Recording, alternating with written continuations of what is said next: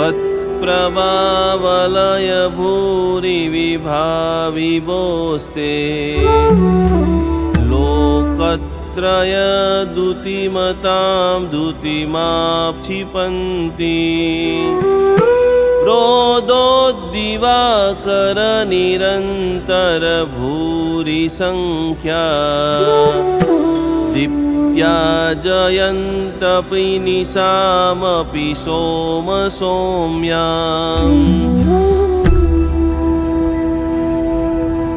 ॐ ह्रीं